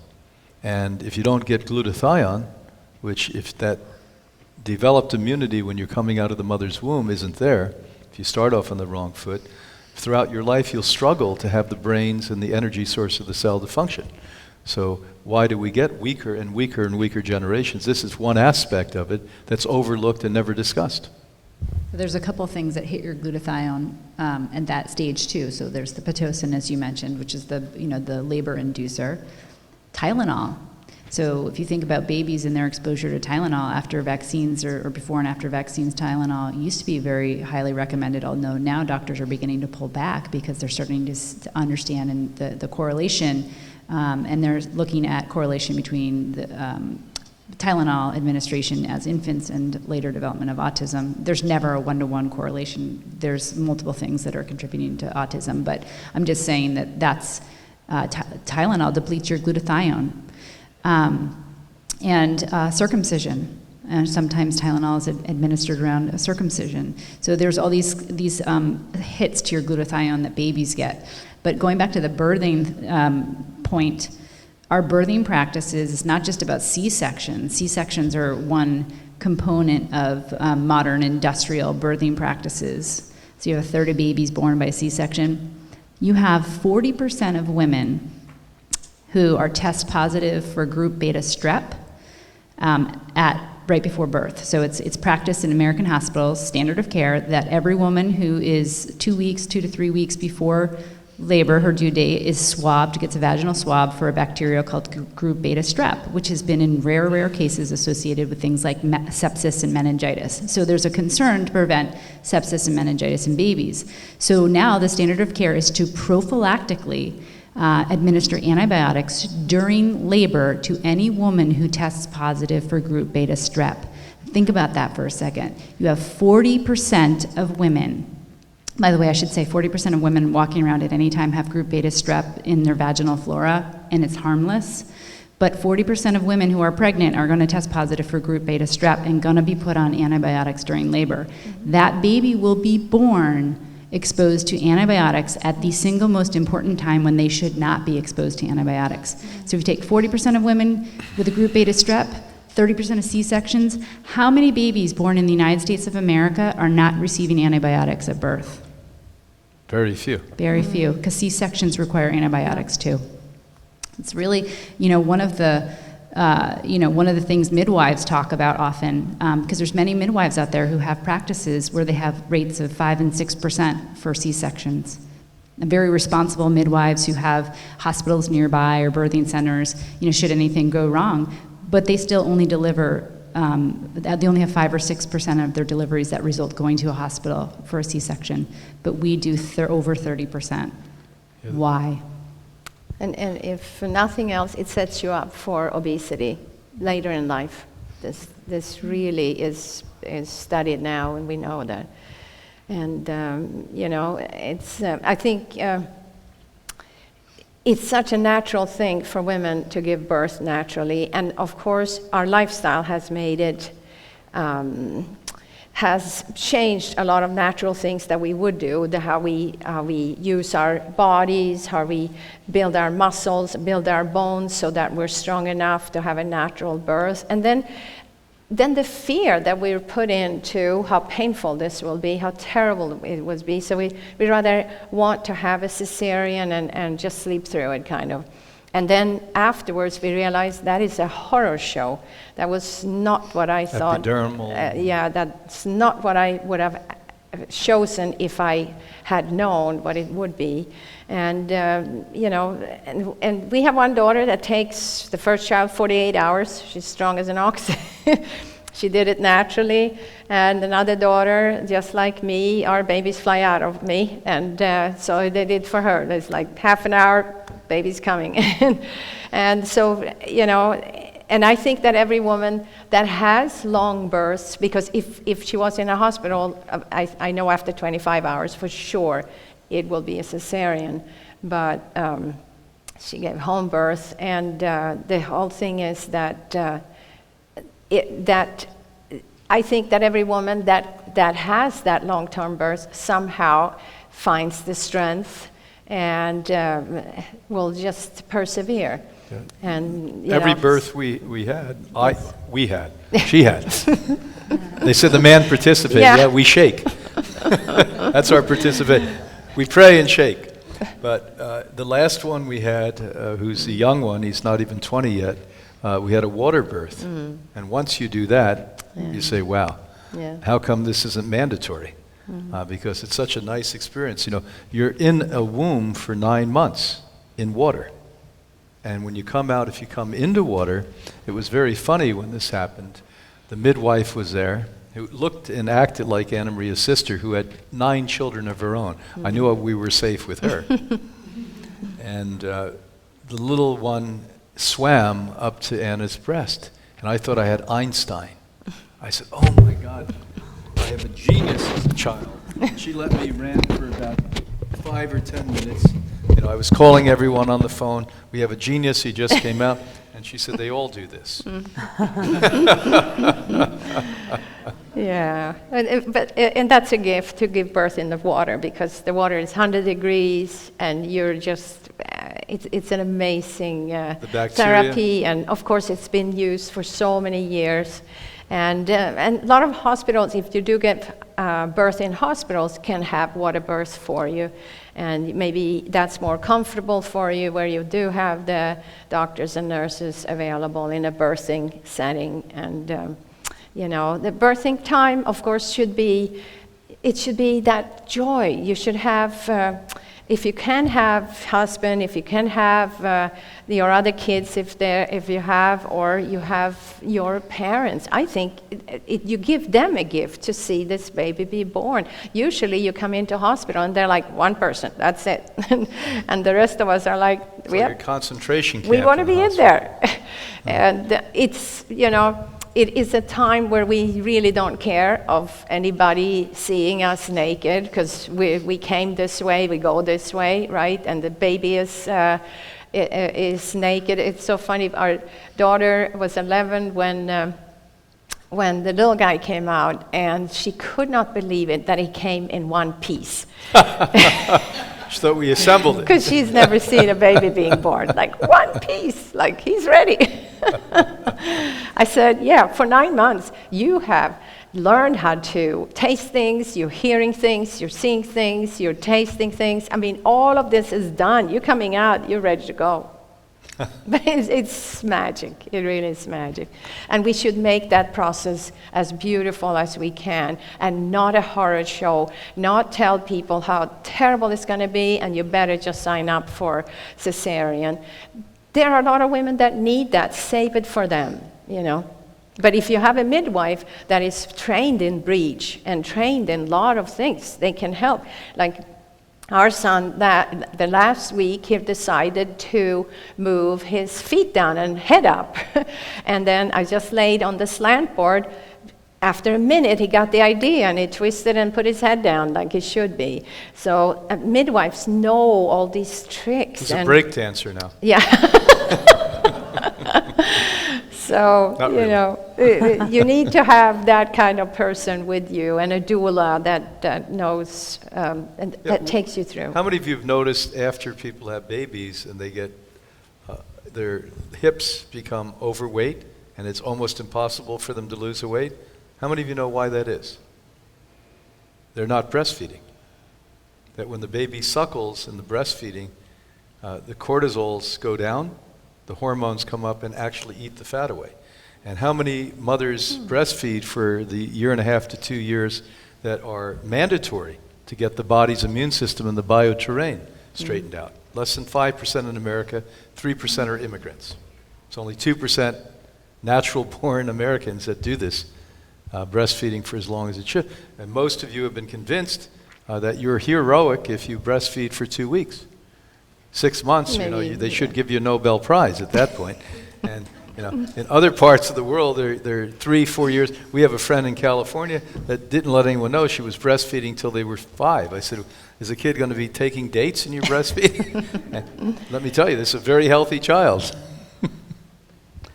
I'm really glad you mentioned the circumcision, because I think that's an unnecessary trauma, and I know that Yes. there's religious reasons for doing it, but it is a trauma, and if, we're against it happening to young girls, and if somebody wants to do it, they should make that decision when they're 18.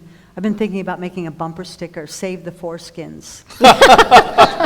They sell the Absolutely. foreskins to make breathable bandages. What? Yes, I didn't know it's a that. business, yeah. Watch So- out. That's some business. So let me ask you a question then. So would it be advice that you would give to a newborn mom to say, every day make sure your child is outdoors, in the sun, maybe barefoot, walking around, maybe getting some in the garden? Is that like fluffy, or is that real advice that you feel strongly about? When I was a baby, that's what all of us did. Yes. How many of you remember they take the carriage and put every kid in the sun? And the mothers would sit inside and have tea. My poor mother would be with a flashlight with every other mother in the neighborhood, chasing us in the middle of the woods at 9 o'clock, trying to get us home. How many of you remember that? That's the way the world works. Now we're hiding inside on computers and cell phones and watching television and worrying about terrorists or something. It's insanity. And we've developed that we do live in a fear-based society, and I kind of feel like I'm contributing to that a little bit here tonight, talking about this doom and gloom and all the things that are bad for your health. But one of the things that we're really afraid of is the sun. Yes. Because of this, I think, research is beginning to bear out this false one-to-one correlation between skin cancers, melanomas, and sun exposure. It's not as complicated one-to-one. Usually if there's cancer, and you guys could speak to this better than I could, it's not just about exposure, it's your body's resilience, it's what's your nutrient status, and there's so many other factors involved. And the sun can be protective against cancer. But that's a very complex and controversial subject. But what I would say is that we have to also think about the sun as more than just vitamin D. Vitamin D, of course, is important, and what we produce from our sun hitting the skin that's a vital part of our immune function. It has so many other roles in the body. But we also are beginning to learn that our exposure to the sun through our eyes and our skin is more than just vitamin D, and there's enzymes that are involved. There's the production of hormones. For instance, when you see the blue light from the sun, you are suppressing the production of melatonin, which is important when you're awake, right? You want to be awake, and you don't want melatonin, which is that sleep hormone, to put you to sleep in the middle of the day. And then when the sun sets, you produce your melatonin so that you can sleep. But what happens is when we are indoors in our synthetic artificial lives, we look at blue screens, computers, iPads, iPhones, and that also emits blue light. And do you know what that does? It suppresses the production of melatonin. So if you use devices, iPhones, iPads, computers, televisions, and you see blue light at night, you're actually making your melatonin production suppressed. You may have a harder time falling asleep. So if you're an insomniac, the first thing I would suggest you do is not look at blue screens after the sun goes down. Or if you have to, there are apps you can get on your phones and devices that actually change the hue of the light that's emitted from the device. Or you can do what I did, which I learned from a physician named Dr. Jack Cruz, which is you get blue blockers and you wear them at night because it blocks the blue light, and I swear to God, it works. What is that? Explain that. A blue blocker? It's like the orange. Have you ever seen the orange glasses? Oh, That yeah. actually block the blue light. Oh. So if you must work at night, wearing blue blockers will at least help prevent that kind of situation. And there's a gentleman over there who has them. All right. Yeah. For you. And one of the reasons you mentioned earlier, menstrual menarche for young girls, it's believed that all the excess light at night, so if we're missing out on full spectrum light during the day, and then at night we've got the smoke alarm and the digital clock and the cell phone charger, and a lot of kids are having, computers in the room. All of that light, it's entering your eyes and it's affecting your brain waves. And it's one of the supposed triggers to early sexual maturity, and even an increased cancer risk too. So I know kids sometimes want a night light because they're, whatever reason, but if it's not, if you do have to have a night light, a red one would be less disruptive. Yeah. To me, out of all the literature and research I've read on the subject that we're discussing now, years ago, Dr. Jacob Lieberman, an eye physician, wrote a brilliant book called Light. And it will really explain the hormones and how important it is to take light through the eyes. As far as, it's not really that controversial, it's just not accepted. Anyone who understands the incredible importance of getting sunlight to boost and strengthen the immune system and the conquest of all disease, it's common sense. But Dr. Zyme wrote a book called Light a long time ago and shows how you can reverse cancers. Now, it doesn't mean if you have cancer, you go stand in the midday sun. But yes, maybe in the morning before 9, maybe 2 hours before sunset. Remember, we all had sun consistently till 5 generations ago. You didn't have an option. When you got up in the morning, you looked outside and said, do we want to starve or do we want to eat? And most people took the later, the eat. So that was called farming. And you didn't have a choice not to be outside. And people were outside 9, 10. When I was a child, activities were outside. From May until October, you were outside. People did not linger inside. Florida really should be the healthiest planet, or healthiest state on earth, because we have so much of sunshine here. If we ate right and we were more active physically, we shouldn't have osteoporosis, we shouldn't have cancer, we shouldn't even need glasses, our eyesight should be perfect, and we really could be there. We really, really could be there, because we can enjoy indirect sunlight. And, that's why when you come from a cold climate, like I come from Sweden, where you start the morning, it's dark, and you come home from school or work, and it's dark, you are so attracted to go to the south and, to get that sun, because you know how hungry you are for that, and to feed that and build up your vitamin D and build yourself, build your strength. But so Florida, we don't have an excuse here. That's how I seduced her to come. It wasn't me, it was Florida. Yes. Do you use sunblock, and if you had a 6-year-old child, would you put sunblock on them? I don't. You shouldn't. I had the privilege, I was out in California speaking a number of years ago, and there was the leading couple on this, both Ph.D s. They came up, introduced themselves. I had them write an article in Healing Our World magazine, which you can all read. It's on the Hippocrates website. 30 years of our quarterly magazines on there, and just put in sunblock. And they sent me their book, and I was stunned. As much as I thought I knew, I probably knew 0.5% of what there was to know. And this is a known carcinogen, and most of what you buy in health stores are carcinogens. There are sunblocks that you can buy that are much, much better, but they're rare and usually not in commercial stores. Of course, these are the kind of things we'd use. But it's better to actually not put these on unless you know what to do, and just don't have your child burned. It's not a smart thing to take an infant and stick the baby out in midday sun.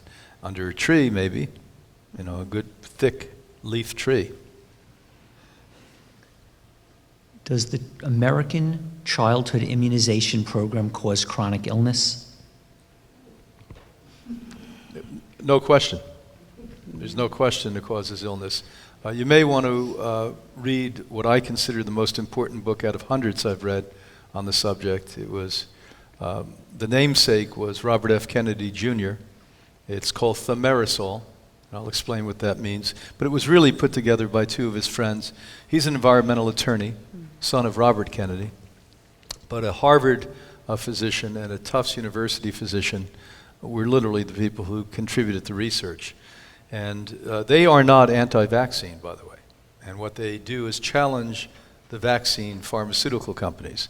And they say, why do you intentionally put a brain-altering, disease-causing ethyl mercury. That's what thimerosal is, ethyl mercury into it. Your excuse has always been that this is an inexpensive preservative. So in the book, they put a chapter in and give them options for less expensive. We were fortunate because at Hippocrates for a number of years, we had a mother teach in our 3-week program that lost a child, a 2.5-year-old, perfectly healthy child. They died after they took a vaccine. Now, this is not everyone that does. I was vaccinated, only I had 2 vaccines, unlike the 36 that the average child in the United States gets today. Unlike what your government is proposing now, I've read it, that every 5 years throughout life you'll be vaccinated. Right now there is nearly 70 new vaccines in the pipeline because your Supreme Court, listen closely people, your Supreme Court made it against the law to sue vaccine companies when they actually knew, because our government had a slush fund to pay to families, that the vaccines caused autism. This was a very well-established fact. This isn't an opinion. Right now there's a new film that's out, and somebody's going to help me. It's coming out, matter of fact, next week, September 15th. Waxed. Vaxxed? Vexed. And I strongly advise, matter of fact, That's this on is the program here. Vexed. Yeah, he'll be speaking tomorrow.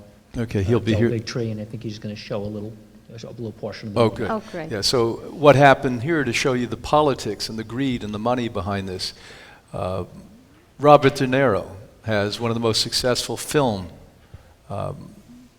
shows in America, Tribeca. And he was ready to show this last year.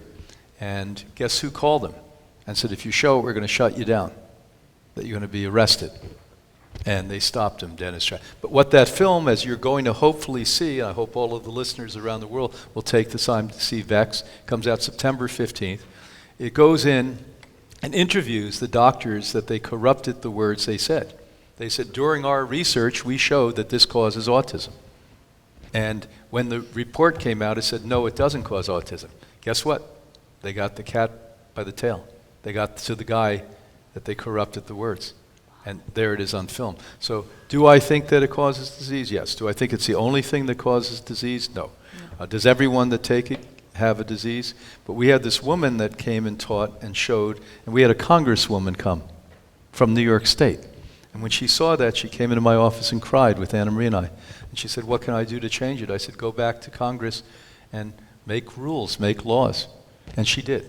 So in 1998, she went and got a Republican, and together they got rid of a lot of the ethyl mercury in a lot of the vaccines in America. Not all of it. And they didn't get rid of any of the aluminium, the aluminum. So every vaccine has it. And if you're in Europe, by the way, you have all of your vaccines have thimerosal in it. All of your vaccines have aluminium. So far, there's been no attempt to remove that. So I challenge the companies. Why are we doing this? I'm not challenging vaccines. Families have to choose, as we have, what to do about this. We knew what we were going to do because we were informed and educated about this. But I can tell you something. Vaccines have saved lives, too. I know people are going to debate me with that, but that's not true. I mean, look at polio. Polio was a plague when I was a little boy. And we've virtually removed polio.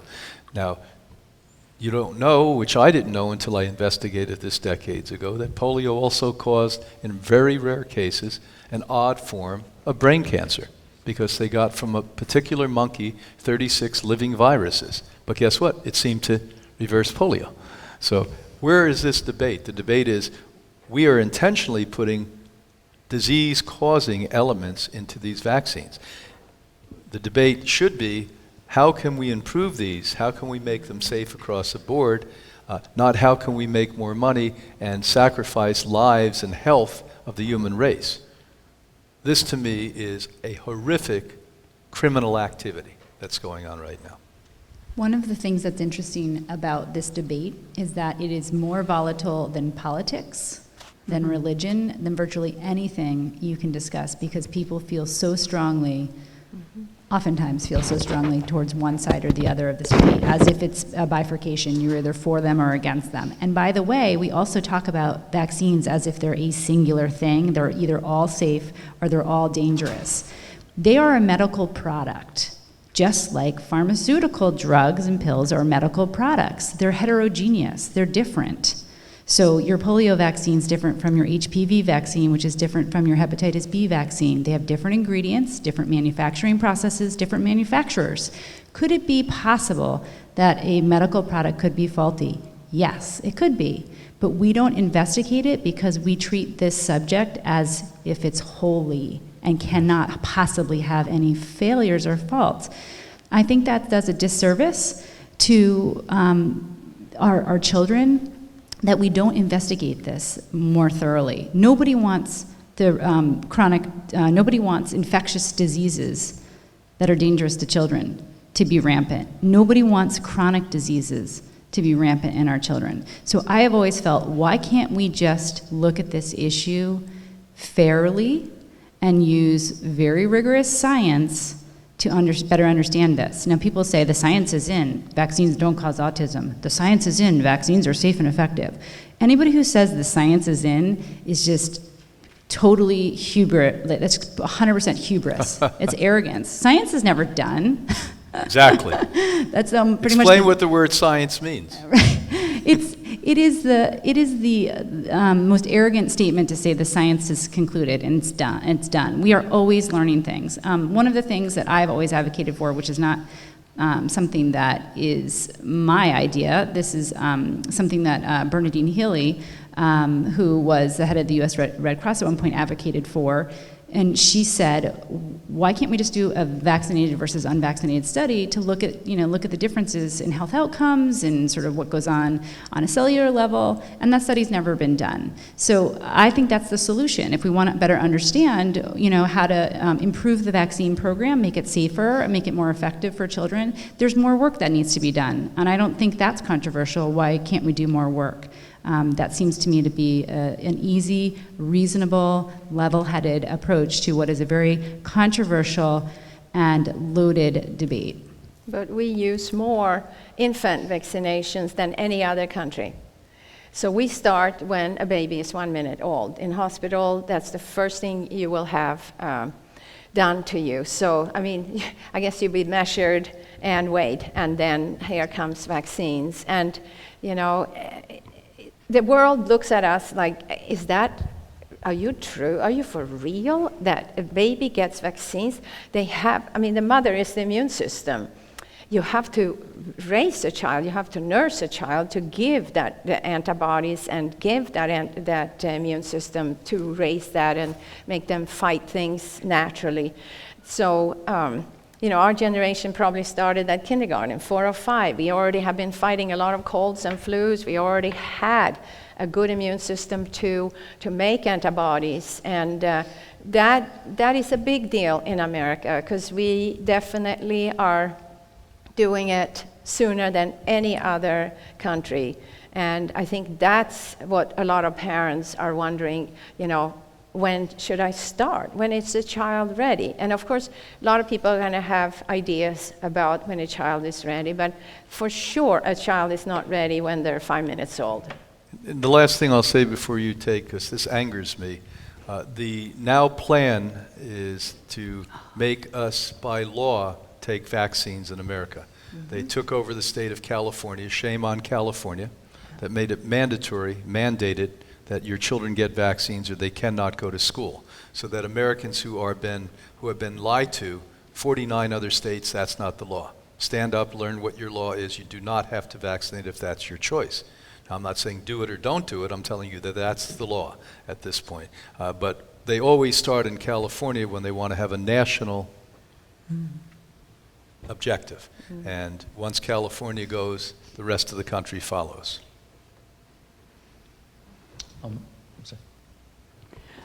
I'm with you all on the avoiding vaccination. I was living in the state of Florida, which is actually very strict about immunization, and I immunized my child one time, and she turned blue and had serious asthma, and I said, I'm never doing it again.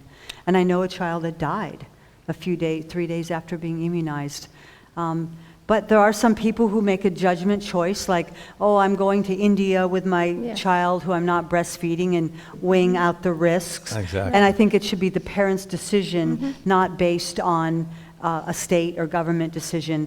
There is a homeopathic remedy that can help prevent side effects, and that's thuja, Thuja. It's made from a type of cedar wood. Homeopathic thuja can help prevent side effects if someone decides to do it.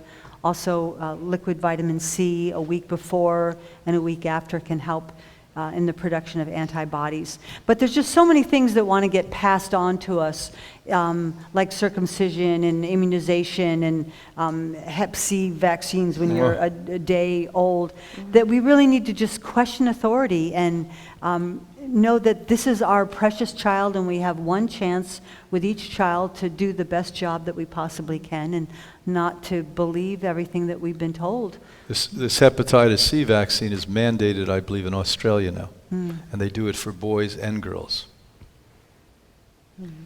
So one of the ongoing objections to changing lifestyle, changing your diet, following any of the recommendations you're making regarding diet is Grandpa Joe lived to 92.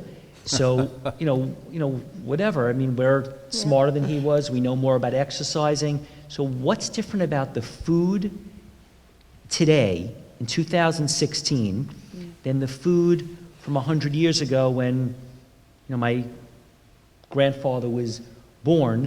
What's different about the food that would prevent someone who's born today from having the same results that someone from 100 years ago? What's different about today's food?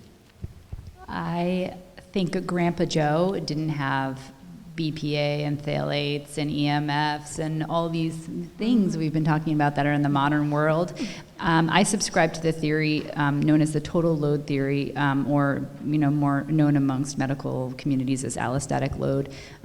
Patricia Lambert wrote a book called Outsmarting Autism in 2014, and she talks about this theory of total load, which is basically that your body has a certain capacity for toxins and different kinds of exposures and stressors from your environment in your life. And those could be emotional, those could be chemical.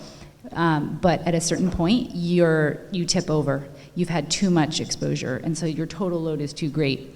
So Grandpa Joe may have eaten the same diet that you're eating, and it's pretty, heavy in, meats and carbohydrates, refined carbohydrates or whatever, and he lived to be 100, and you're, falling ill at 40. Well, Grandpa Joe had a different total load than you do. So I think that if we put that into how we understand our health, it's an equation. It's how many things are we exposed to? What kinds of resilience do we have? So it's much more difficult to stay strong and healthy and resilient in 2016 than it was in 1939. Several generations ago, people consumed in every socioeconomic group 3 to 5 times less meat and dairy. The poorer you were, the less meat and dairy you ate. The more you worked, the more you farmed. There was no such thing as a pesticide, fungicide, or herbicide before the Second World War. That the war machine that made millions of dollars on the death process literally wanted to make money. This is a petrochemical industry, and invented wonderful ways to get you sick, and told you that you were going to save lives and we'd wipe out world hunger. Well, we have more hunger on the planet today than we've ever had in the history. We have more slavery on the planet today than we've ever had in history. You don't know this because most of us live in our cushy little worlds and watch television and listen to the propaganda from mainstream media. And so the reality is the world is not what you've been told it is, nor is it your world. The world's wildly different. We also have, as you pointed out rapidly there, air pollution, clothes pollution. We wrote the definitive book on that, Killer Clothes. We're actually adorning our body with deadly petrochemicals. So you could eat the way I'm telling you, have great attitude, and still die if you put polyester and nylon on your bodies. And so this list goes on, and it's almost an endless list that could be depressing, but there's a resolve for this. There's a way to change. That's what we stand for. We're not all about sadness and unhappiness. We're optimists. And we're optimistic because we see what can happen in our own lives, in the lives of the thousands and thousands of people we worked with. We know what can happen in your life once you're willing and ready to make the changes. You know, you're not a victim. You're not a victim. You still are living, most of us, in nations in this room and listening on the internet here, that we have freedoms. And we've got to use those freedoms and stand for those freedoms, or else we're not going to have them anymore. Yeah, I mean, we didn't eat meat like we do now. I mean, I know, talking to my mother and my dad from their time, it was maybe Sunday they had meat. Sugar, hardly ever. And sugar now, since 1970, we took all the fat and fiber out of food that we can store on shelves, and we added sugar instead. So we're all being bombarded with sugar in so many ways, and high fructose corn syrup. Of course, we all had to have Coca-Cola and Pepsi, and then you know that opiates were put in your food. So opiates actually to make it even more addictive, so that when you started with that bag of potato chips, you couldn't stop yourself because opiates actually made you finish that bag. So we have degenerated our system. So what Grandpa Joe started out with, and then his kids and grandkids, you know, it's been a degeneration. And it takes 3 generations to get back in shape. So we start today. We're going to have great grandkids that will say thank you for doing this. Do you know who we learned that they put synthetic opiates into commercial international foods? Former head of the Food and Drug Administration, Dr. David Kessler. So those of you that think that we just breezed over that and fabricated, there's not a word we say we can't stand behind. Read Dr. Kessler's book, The End of Overeating. Why you're doped up on your food, and it's impossible for you to stop junk food, fast food, cookies, cakes, and these are multinational disease-causing criminal companies that are putting drugs in your food. It wasn't enough you were addicted to the sugar and fat and salt, now you're addicted to dope. What opiates are is heroin, by the way. These are synthetic opiates. I asked him personally, how do they get away with this? Isn't it illegal? He said, no, these are synthetic formulas. They are not opiates.